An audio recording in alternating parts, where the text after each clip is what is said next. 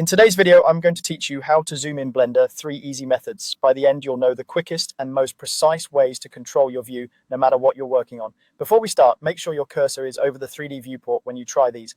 Blender only applies navigation to the area your mouse is hovering over.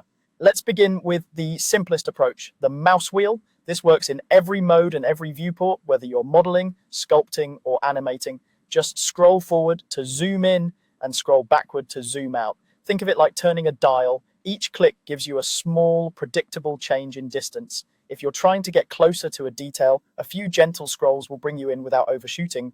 If it seems like nothing is happening, check that your cursor isn't over a panel or a menu. The scroll wheel will adjust those instead of the camera if you're not hovering over the 3D viewport. If you want a smoother, more controlled zoom, use the control key together with the middle mouse button.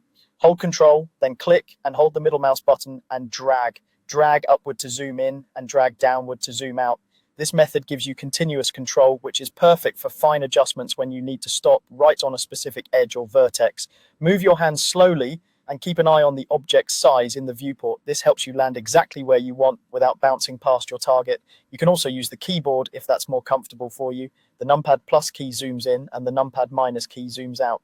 These keys are great when you want consistent, repeatable steps without relying on the mouse. It's a simple rhythm: tap plus to move closer, tap minus to pull back. This approach is especially helpful if you prefer keyboard-driven navigation or if your mouse wheel isn't giving you the precision you want. As you practice these methods, remember that zooming changes your viewing distance. It doesn't scale your objects.